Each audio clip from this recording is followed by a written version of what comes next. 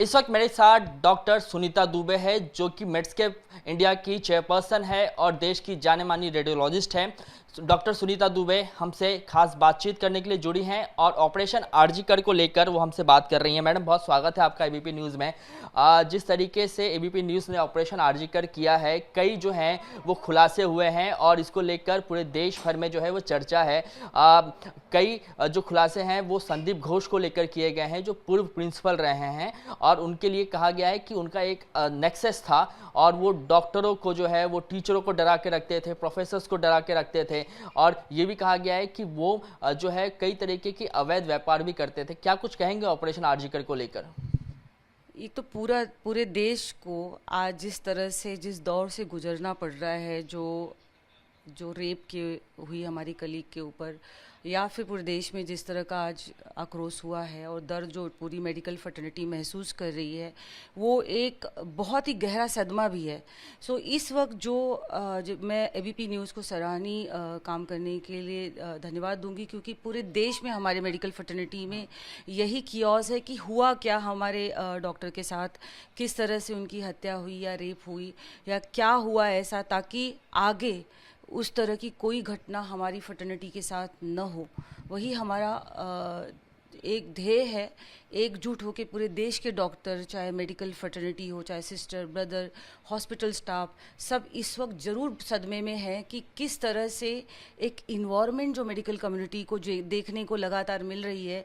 डॉक्टरों के ऊपर जो हमले हो रहे हैं, लगातार उनके ऊपर तरह तरह के एक्सटॉर्शंस हैं, छोटी छोटी चीज़ों के लिए उनके ऊपर असॉल्ट हो रहे हैं। एक बहुत ही गहरा विचारणीय एक है, जिसको हमें पूरे देश को एकजुट होकर सॉल्व करना पड़ेगा, क्योंकि पूरे देश का भविष्य इन डॉक्टरों पे है। ठीक है मैडम, हमारे स्टिंग में ये भी जानकारी सामने निकल कर आई कि किस तरीके से पहले जो इस पूरे इंसिडेंट को जो है वो सुसाइड करार देने की बात कही गई। कहा यह गया कि बाहर से जो है वो वकील आए, उन्होंने मीटिंग ली हाई प्रोफाइल जो लोग हैं वहाँ पर हॉस्पिटल में, और इसको पहले सुसाइड दिखाने की बात कही गई थी। इस बात को जैसे कि इसमें जुडिशरीज होते हैं और हमारी सीबीआई ऑलरेडी बहुत अच्छा काम कर रही है और लगातार इसको किस तरह से इशू हुआ उस पर डीप काम कर रही है। गवर्नमेंट भी इसमें सीरियस होके इन्वॉल्व है। तो ये जो पार्ट है, जो टेक्निकल जो आप लोगों ने पता लगाया है, कितनी सही है और कितनी ऑथेंटिक है, कितनी बातें, क्योंकि इस वजह की, इस केस की वजह से ऐसा हो गया है कि हर एक लोग इसके बारे में बोल रहे हैं। तो जो एक्चुअल जो लोगों को करना चाहिए वो कर रहे हैं। तो मुझे ऐसा लगता है कि जो भी बातें आई हैं, कितनी तथ्य हैं, कितनी सही है, उसमें सीबीआई ऑलरेडी इन्वॉल्व है। तो हम डॉक्टरों को इन सब चीज़ों की जानकारी कम है कि लीगली क्या होता है इन सब चीज़ों का, बट डेफिनेटली हमें जो समझ में आ रहा है कि जिस तरह से सीरियस हो कि इस केस के लिए पूरा देश चाहता है कि न्याय मिले डॉक्टरों को, और आगे भी, चाहे महाराष्ट्र में भी अभी 3 रेप के केसेस हुए हैं, बच्ची के साथ हुआ है।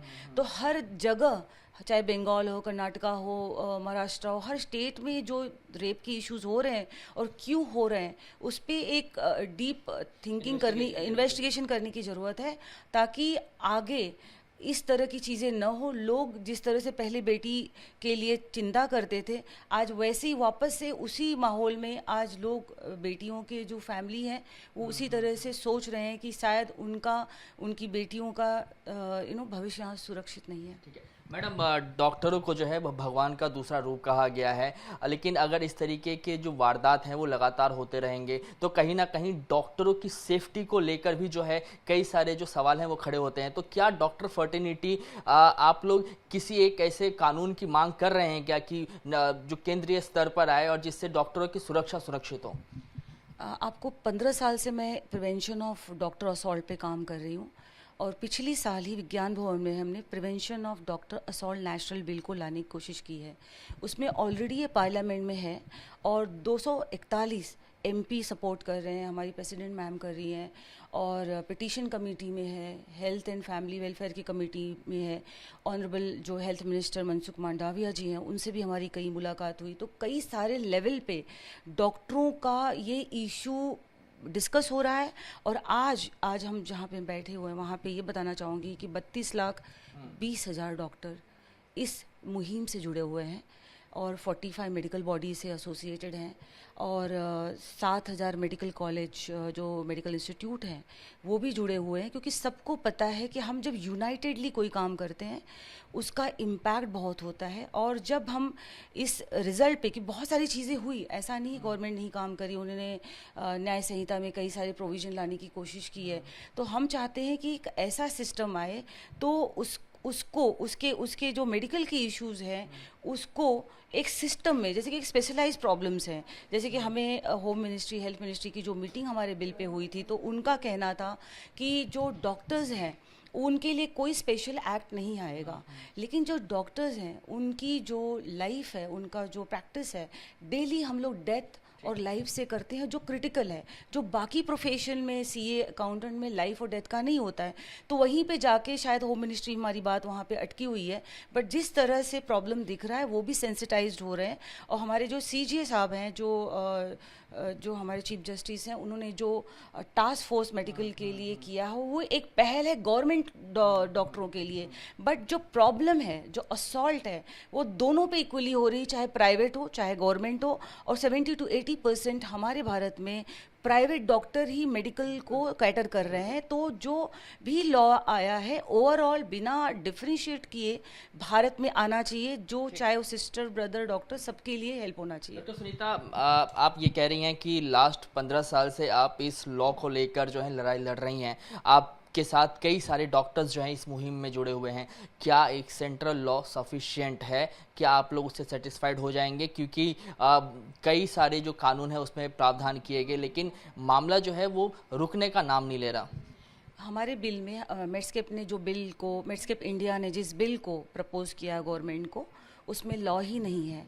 यहाँ पे कई 5-6 प्रोविज़न दिए हुए हैं, जिसमें हमने एजुकेशन सिस्टम में भी मेडिकल के बोला है कि आप सॉफ्ट स्किल और हैंडलिंग क्राइसिस और डी एस्केलेशन, जब प्रॉब्लम होती है आप वो इंट्रोड्यूस करिए। हमने बोला है कि यूनिवर्सल ऐप लाइए जिसमें पेशेंट को भी मॉनिटर किया जा सके और डॉक्टर के बिहेवियर को भी मॉनिटर किया जा सके। एक मैं आपसे अंतिम सवाल लूँगा कि जिस तरीके से ये पूरा स्टिंग ऑपरेशन हुआ, आपने स्टिंग ऑपरेशन की बात की, आप लोग जिस लॉ को लेकर लड़ाई लड़ रहे हैं उसकी आपने बात की, कहीं ना कहीं लगता है कि जो खुलासे हुए हैं, सीबीआई इन्वेस्टिगेशन कर रही है, आने वाले दिनों में ये कोर्ट के लिए भी और पुलिस के लिए भी एक केस स्टडी जैसा जो है ये एक अच्छा केस स्टडी होगा? डेफिनेटली ये अभी जो रेप का ही मर्डर जो है डॉक्टरों के ऊपर, नागपुर में भी एक डेथ हुआ था, मर्डर हुआ था हमारे डॉक्टर के ऊपर, कर्नाटका में भी हुआ, बेंगलोर में हुआ, हर स्टेट में अगर इस तरह की केस जब आती है तो जो जैसे जिसका कहना कि ये रैकेट चलाते थे, तो हमें लगता है कि कहीं ना कहीं हमारी मोरल डाउन हुई है। तो मोरल पे और माइंडसेट पे और कोड ऑफ कंडक्ट जो गवर्नमेंट को लाना चाहिए जिसमें बिहेवियर हो, क्योंकि जिस तरह से चाहे आज भारत के जो डॉक्टर्स हैं और जिस तरह से मेडिकल की स्टडी है, आई एम टॉकिंग कि हर एक सब्जेक्ट की बात कर रहे हैं, बहुत ही सीरियस हार्ड वर्किंग एक पढ़ाई है और आज मेडस्केप से हर एक ब्रांच जुटा हुआ। तो मुझे ऐसा मानना है कि जो हमारी जो लैक है, जो हमारी सिस्टम, हमारे सोशल सिस्टम में जो लैक है, उसके ऊपर ओवरऑल काम करने की ज़रूरत है ताकि इस तरह के हादसे न हो सके, चाहे वो डॉक्टर हो या हमारे देश की कोई भी बच्ची हो। थैंक यू मैम हमसे बात करने के लिए। तो ये डॉक्टर सुनीता दुबे थी जिनको आप सुन रहे थे। इनका साफ तौर पे कहना है कि एक लंबी लड़ाई जो है हम लोग लड़ रहे हैं और इस लड़ाई में एबीपी न्यूज़ ने जो स्टिंग ऑपरेशन किया है वो बेहद ही सराहनीय है और आने वाले दिनों में जब सीबीआई इसकी इंक्वायरी कर रही है तो ये सीबीआई के लिए या कोर्ट के लिए भी एक अच्छी केस स्टडी साबित हो सकती है। कैमरामैन आसिफ खान के साथ Krishna Thakur, ABP news, Mumbai. For exclusive and insightful videos, subscribe to our new channel ABP Live Premium.